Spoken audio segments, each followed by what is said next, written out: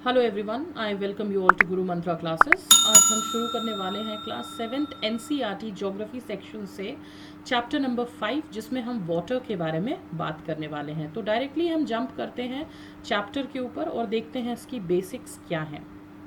तो जब भी हम वाटर के बारे में सोचते हैं, आपके दिमाग में क्या आता है? क्या वो रिवर है, वाटरफॉल है, पिटर पैटर ऑफ रेन ड्रॉप्स है, वाटर आपके जो टैप्स में आता है वो है? ठीक है, बच्चों को बहुत ज़्यादा पसंद होता है कि जब भी बारिश होती है तो वो पेपर बोट्स बना करके उसको फ्लोट कराते हैं। ठीक है, तो ये सारी चीज़ें किस वजह से पॉसिबल है? क्योंकि हमारे पास पानी अवेलेबल है। ठीक है, जो सन की हीट होती है उसके वजह से इवेपोरेशन होता है वाटर का, और जब वो वाटर वेपर ठंडा हो जाता है, कूल डाउन हो जाता है, तो वो कंडेंस करके फॉर्म करता है क्लाउड्स, और उसके बाद फिर हमें रेन, स्नो और स्लीट के फॉर्म में ये लैंड पे देखने को मिलता है। ठीक है, तो जब भी जिस प्रोसेस में वाटर कंटिन्यूसली चेंज करता है in the form of clouds, और उसके बाद फिर सर्कुलेट करता है between oceans, atmosphere and land, is known as water cycle. यानी कि वाटर इवेपोरेट हुआ, कंडेंस हुआ, क्लाउड्स फॉर्म हुआ, और उसके बाद प्रेसिपिटेशन हुआ, फिर अगेन इवेपोरेशन का प्रोसेस कंटिन्यू हुआ। इसको हम वाटर साइकिल कहते हैं। ठीक है, यहाँ पे टेरेरियम के बारे में बताया हुआ है। जैसे एक्वेरियम होता है वैसे टेरेरियम होता है, और ये एक आर्टिफिशियल इंक्लोजर है जिसमें है कि हम स्मॉल हाउस प्लांट्स को रखते हैं। इसको हम टेरेरियम बोलते हैं। आगे बढ़ते हैं। तो जो अर्थ है वो एक टेरेरियम की तरह है, यानी कि एक इंक्लोज्ड सरफेस है जहां पे हम प्लांट्स और अलग अलग प्लांट की स्पीसीज, ट्रीज को देखते हैं। ठीक है, अब जो सेम वाटर है वो बहुत ही सालों से है, सेंचुरीज से हमारे पास है। ठीक है, और ये आज भी हमें देखने को मिलता है। जो ये वाटर है वो फील्ड को इरिगेट करने के काम आती है, उसकी वजह से हम क्रॉप्स को ग्रो कर सकते हैं। तो ये सारी चीज़ें हमें वाटर की वजह से देखने को मिलती है। यहाँ पे डायग्राम है वाटर साइकिल का, जहाँ पे आपको इवेपोरेशन शो किया हुआ है। इवेपोरेशन के बाद ये कंडेंसेशन हो रहा है, और फिर अगेन रेन के फॉर्म में ये प्रेसिपिटेशन हमें देखने को मिलता है। ये आप देख रहे हो, यहाँ पे जो वाटर फ्लो हो रहा है इसको रन ऑफ बोलते हैं। तो ये वाटर साइकिल आपके लिए बहुत इंपॉर्टेंट है। फ्रेश वाटर के जो मेजर सोर्सेज होते हैं वो होते हैं रिवर्स, पॉन्ड्स, स्प्रिंग्स और ग्लेशियर्स। ठीक है, रेन वाटर भी एक फ्रेश वाटर सोर्स है। ठीक है, oceans and the seas contain salty water. जो हमें ओशन में और सीज में वाटर मिलता है वो नमकीन पानी होता है, सॉल्टी वाटर होता है। And the water of the oceans is salty और saline as it contains large, यहाँ पे एक सेकेंड में पॉज लूंगी, large amount of dissolve salt. उसमें नमक होता है इसलिए वो सॉल्टी होता है, सलाइन होता है। और जो ये सॉल्ट डिजोल्व होता है उसको हम कहते हैं सोडियम क्लोराइड, या फिर कॉमन सॉल्ट जो आप खाने में खाते हो। ठीक है, इसकी वजह से हमें सलाइन वाटर मिलता है देखने को। उसके बाद वाटर बॉडीज का डिस्ट्रीब्यूशन हम देखेंगे। पहले एक बार सैलिनिटी देख लेते हैं क्या है। सैलिनिटी उसको हम कहते हैं जब 100 ग्राम्स वाटर में जितने भी ग्राम्स आपका सॉल्ट प्रेजेंट होगा उस हिसाब से हम उसकी सैलिनिटी को चेक करते हैं। तो जो ओशियन वाटर होता है उसकी सैलिनिटी पार्ट्स पर 1000 होती है। यानी कि सपोज करो आपने 100 ग्राम्स वाटर लिया है तो उसमें 35 ग्राम आपको सॉल्ट देखने को मिलता है, उससे हम सैलिनिटी चेक करते हैं। जो डेड सी है इजराइल में, उसकी सैलिनिटी 340 ग्राम से, यानी काफी ज्यादा है। अगर आपने 1000 ग्राम वाटर लिया है तो 340 ग्राम इसमें सॉल्ट देखने को आपको मिलता है। तो स्विमर्स जो हैं वो फ्लोट करते हैं, क्योंकि सॉल्ट होने के कारण जो पानी होता है, salt contain makes it dense. ठीक है, इसकी वजह से swimmers can float in it. ठीक है, आगे बढ़ते हैं।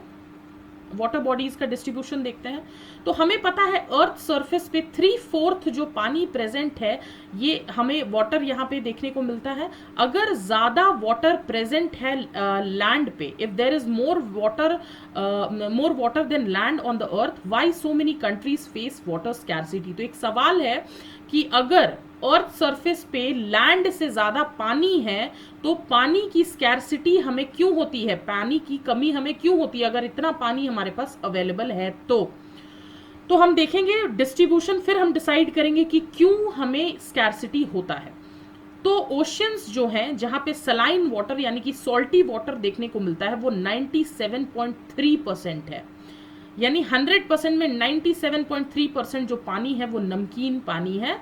आइस कैप्स और ग्लेशियर्स में जो पानी है वो 2.0 है, ग्राउंड वाटर में 0.68 है, फ्रेश वाटर 0.009 है, और ऐसे आप देख सकते हो इनका डिस्ट्रीब्यूशन। तो फ्रेश वाटर जो आप देख रहे हो ये 97.3% के बाद जो ये बच गया, ये इतना ही फ्रेश वाटर हमारे पास अवेलेबल है,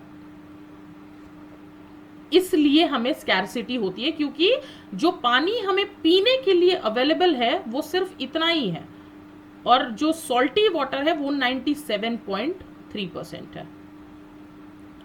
तो ये एक छोटी सी एक्टिविटी है, आप ये इसको एक बार रीड कर लेना अपने हिसाब से। वाटर आपको पता है, मुझे बताने की जरूरत नहीं है कि वो कितना एसेंशियल होता है हमारे सर्वाइवल के लिए, और वाटर, सिर्फ water alone can quench our thirst when we are thirsty. तो अगर आपको प्यास लगी है, अगर मैं आपको कोल्ड ड्रिंक दे दूं या फिर कुछ और दे दूं तो उससे आपकी प्यास नहीं बुझेगी, लेकिन जब आप थर्स्टी हो तो आपको अगर पानी दे दिया जाए तो आपकी प्यास बुझ जाएगी। तो पानी ही एक ऐसी चीज है जो आपकी प्यास को बुझाता है। तो आपको पता होना चाहिए कि एक ड्रॉप पानी का भी वेस्ट नहीं होना चाहिए, क्योंकि एक तो वैसे ही हमारे पास इसकी स्कैर्सिटी है, और अगर हम इसको रेकलेसली यूज करते हैं तो हमें आगे जाकर के काफी प्रॉब्लम्स फेस करनी पड़ेगी। फिर बात करते हैं ओशन सर्कुलेशन की। There is something magical about walking bare feet on the sea shore. आप सी शोर पे कभी ना कभी आपने बेयर फिट वॉक किया होगा, यानी बिना जूते चप्पल के आपने कभी ना कभी वॉक किया होगा। जो वेट सैंड होता है, गीली मिट्टी जो होती है बीच पे, और जो ठंडी हवा चलती है, जो सी बर्ड्स होते हैं, और जो सॉल्ट की स्मेल होती है एयर में, और जो वेव्स की म्यूजिक होती है, ये सब कुछ इतना सुहावना लगता है, इतना फैसिनेटिंग लगता है। Unlike the calm waters of the ponds and lakes, ocean water keeps moving continuously. It is never still. तो ये पानी हमेशा मूवमेंट में रहता है, ये कभी एक जगह पे नहीं रहता है, ठीक है, जैसा कि हम लेक्स और इन सब में देखते हैं। तो वाटर जो है ये आपके बीचेस वगैरह पे ये वाटर हमेशा मूव करता रहता है।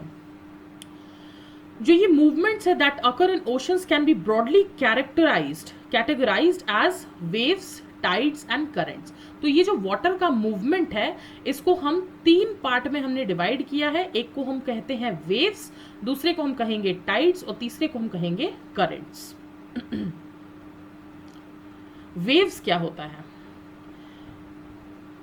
When you are playing throw ball, आप जब थ्रो बॉल खेलते हो on the beach and the ball falls into the water, what happens? अगर बॉल वाटर के ऊपर गिरेगा तो क्या होगा? बॉल गेट वॉश्ड बैक, यानी कि जो बॉल से आप खेल रहे थे, ये बॉल अगर ओशन के सरफेस पे गिरता है तो ये पानी जो वेव्स आती हैं उसकी वजह से ये पीछे चला जाता है। आपने भी कभी महसूस किया होगा कि जो वेव्स आती हैं और उसके बाद रिवर्स जाती है तो आप उसकी वजह से पीछे हो जाते हो, ठीक है। When the water on the surface of the ocean rises, तो जब पानी ओशन के सरफेस पे ऊंचा उठता है एंड उसके बाद नीचे वो गिर जाता है, इसी को हम कहते हैं वेव्स। सिंपल टर्म्स में अगर मैं आपको बताऊं तो सपोज करो ये वाटर सरफेस है, इस पे वेव्स आई और वापस चली गई, ये वेव्स आई और ये वेव्स कम हो गई, ठीक है। इस चीज को, ये जो है ना, ये जो आप डायग्राम में बनाते हो, इसी को आप वेव्स कहते हो, ठीक है। ये आपका वेव्स है, ठीक है। तो जब स्टॉर्म आता है, ड्यूरिंग अ स्टॉर्म विंड्स काफी तेज स्पीड पे चल रही होती है और बड़े बड़े वेव्स बनते हैं उसकी वजह से। तो जब विंड तेज होगी तो वेव का जो हाइट होगा वो भी बढ़ता जाएगा और वो ह्यूज वेव्स कंस्ट्रक्ट करेंगे। इसकी वजह से बहुत ज़्यादा डिस्ट्रक्शन होता है। एन अर्थक्वेक, कोई अगर अर्थक्वेक आता है, वोल्केनिक इरप्शन होता है, या फिर अंडर वाटर लैंडस्लाइड की वजह से भी large amount of ocean water shifts. तो क्या हो रहा है यहाँ पे अगर मान लो अर्थक्वेक आता है, वाटर के नीचे अर्थक्वेक आता है, या फिर वोल्केनिक इरप्शन हो रहा है, वोल्केनोज निकल रहे हैं नीचे वाटर बॉडी में, तो उसकी वजह से भी बहुत ज्यादा वाटर जो है वो शिफ्ट कर जाता है। इसकी वजह से क्या होता है, इसकी वजह से बड़े बड़े टाइडल वेव्स जनरेट होते हैं, जिसको हम सुनामी कहते हैं। हमने देखा भी है 2004 में जब सुनामी आई थी तो उसने कितना ज्यादा डिस्ट्रक्शन किया था। तो 15 मीटर तक के हाई वेव्स आ सकते हैं। आप सोचो 15 मीटर के हाई वेव्स अगर आएंगे तो डिस्ट्रक्शन तो होना लाजमी है। तो लार्जेस्ट सुनामी जो मेजर हुआ है आज तक वो 150 मीटर हाई था। मतलब यहां तो मैं 15 मीटर की बात कर रही थी, आप ये सोचो 150 मीटर वेव्स की हाइट होगी, और ये वेव जो है वो 700 किलोमीटर की रफ्तार से चलते हैं। तो सुनामी 2004 का जो मैंने अभी आपको बताया, उसने कोस्टल एरियाज पे बहुत ही ज्यादा डैमेज किया था। और जो अंडमान एंड निकोबार में जो इंदिरा पॉइंट है, ठीक है, ये सबमर्ज हो गया था सुनामी के बाद। सबमर्ज यानी कि सपोज ये लैंड है और यहाँ पे वाटर है, अगर वाटर बहुत ज्यादा लैंड को इंक्रोच कर जाता है तो ये लैंड पानी के अंदर चला जाता है, इसको सबमर्जेंस कहते हैं। ये बॉक्स है, आप एक बार इसको रीड कर लेना अपने हिसाब से। ये आपको दिख रहा होगा यहाँ पे किस तरीके से डिस्ट्रक्शन तमिलनाडु कोस्ट पे हुआ था। फिर हम बात करते हैं टाइड्स की। टाइड क्या होते हैं? जो रिदमिक राइज एंड फॉल होता है, ठीक है, एक बार राइज हुआ, एक बार फॉल हुआ, एक बार राइज हुआ, एक बार फॉल हुआ, तो ये जो रिदम के साथ एक राइज एंड फॉल हो रहा है वाटर का twice in a day is called a tide. तो the rhythmic rise and fall of ocean water twice in a day is called a tide.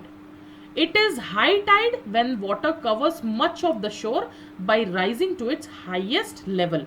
तो जब वाटर अपने हाईएस्ट लेवल पे होगा इसको हम बोलेंगे हाई टाइड, और वाटर अपने लोएस्ट लेवल पे होगा तो इसको हम कहेंगे लो टाइड. और जब वाटर फॉल करता है तो वो पीछे की तरफ चला जाता है. आई होप आपको समझ में आया होगा. उसके बाद जो सन और मून है उनकी स्ट्रॉन्ग ग्रेविटेशनल पुल के कारण अर्थ के सरफेस पे टाइड्स का जनरेशन होता है. समझिए आप कैसे. ये सन है, ये मून है, ये दोनों अपने अपने ग्रेविटेशनल फोर्सेस अर्थ के ऊपर लगा रहे हैं. उसकी वजह से किस चीज का जनरेशन होगा? उसकी वजह से टाइड्स का जनरेशन होगा. तो water of the earth closer to the moon, तो मून के क्लोज जो वाटर है वो मून के ग्रेविटेशनल फोर्स के कारण पुल होंगे, ठीक है, और हाई टाइड बनाते हैं. फुल मून और न्यू मून के दिन जो सन और मून है और अर्थ जो है वो तीनों सेम लाइन पे होती हैं. तो इस दिन टाइड्स जो है वो सबसे हाईएस्ट होंगी. ऑब्वियसली आप देखो वैसे जनरली डायरेक्शन क्या है, ये है, ठीक है. अभी एक सेकंड मैं आपको बता रही हूं वापस से. ये आप देखो, ये सन है, इधर सन है, इधर मून है, ठीक है. ये दोनों अपना अपना ग्रेविटेशनल फोर्स लगा रहे हैं. तो एक बार इधर से पानी उठ रहा है, एक बार इधर से पानी उठ रहा है. ये भी टाइड्स जनरेट कर रहे हैं. न्यू मून के दिन और फुल मून के दिन, ये मैंने new moon full moon phases of the moon पिछले लेक्चर्स में बताया हुआ है. आप प्लीज एक बार जा करके देख लेना. मैं उसका डिस्क्रिप्शन आपको दे दूंगी, लिंक, डिस्क्रिप्शन लिंक आपको नीचे दे दूंगी. अब समझो, न्यू मून और फुल मून के दिन क्या होगा? अर्थ, मून और सन ये तीनों एक लाइन में आ जाएंगे. तो सन भी अपना ग्रेविटेशनल फोर्स लगा रहा है, मून भी उसी डायरेक्शन में लगा रहा है. तो दोनों का जो ग्रेविटेशनल फोर्स है एक ही डायरेक्शन में लग रहा है. तो आप सोचो अर्थ पे जो ये पानी है ये एक ही डायरेक्शन में कितना ज्यादा ऊपर उड़ जाएगा. तो इस दिन सबसे ज्यादा हाईएस्ट टाइड हमें देखने को मिलेगा. ठीक है, ये इस टाइड को हम क्या कहेंगे, स्प्रिंग टाइड।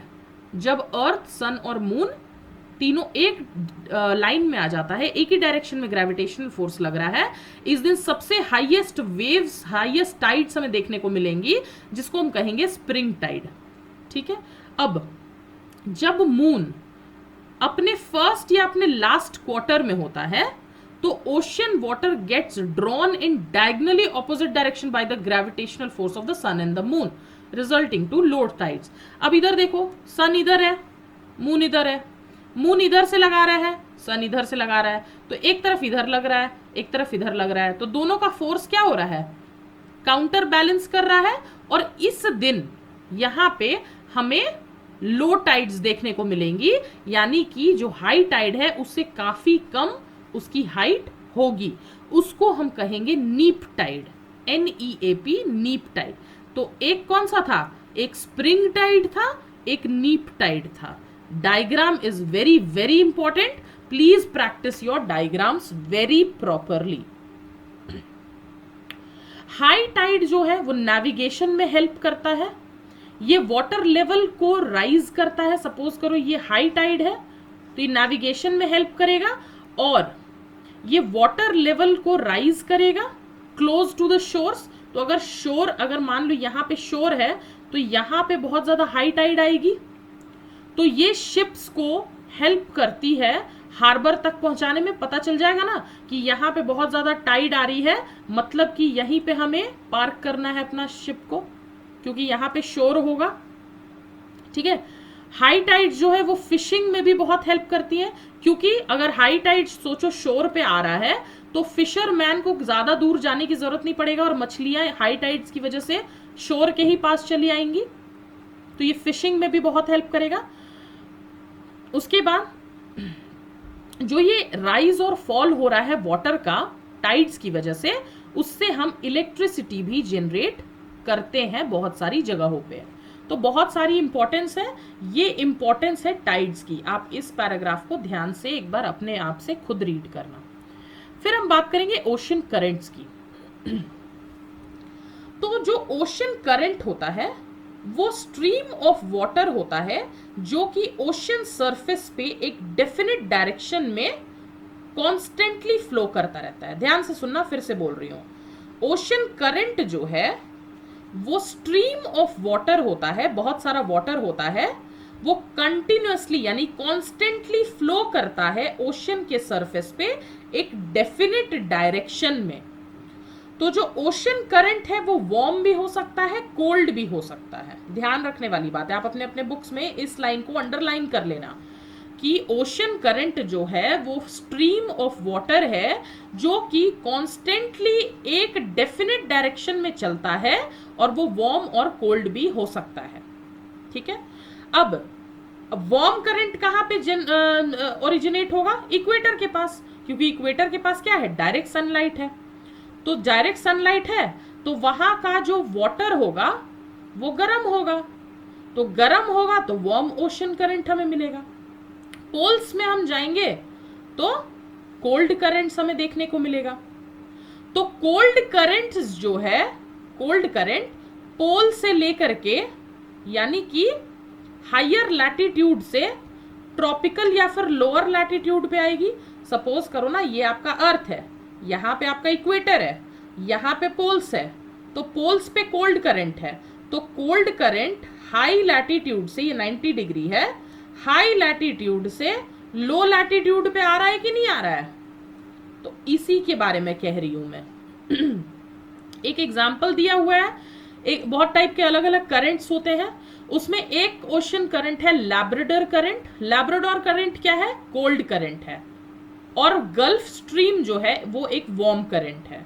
ठीक है, तो लैब्राडोर करंट और गल्फ स्ट्रीम वार्म करंट। तो जो ओशन करंट है टेम्परेचर के इन्फ्लुएंस में आकर के उस एरिया के, सॉरी, जो ओशन करंट है वो इन्फ्लुएंस करता है उस जगह के टेम्परेचर कंडीशंस को। ठीक है, वार्म करंट जो है वो वार्म टेम्परेचर लेकर के आएगा लैंड सरफेस पे, और जहां पे, और कोल्ड करंट कोल्ड टेम्परेचर लेके आएगा। अब एक बात ध्यान में रखने वाली बात यह है कि जहां पे वार्म करंट और कोल्ड करंट मीट करती हैं, सपोज ये वार्म है ये कोल्ड है, तो वार्म करंट और कोल्ड करंट जहां पे मीट करेगी, यहां पे बेस्ट फिशिंग ग्राउंड आपको देखने को मिलेगा, बेस्ट फिशिंग ग्राउंड। तो जहां पे वार्म करंट और कोल्ड करंट मीट करेंगी, वहां पे बेस्ट फिशिंग ग्राउंड आपको देखने को मिलता है। ये आपको दिया हुआ है आपके बुक में, ये वार्म करंट कोल्ड करंट के बारे में दिया हुआ है।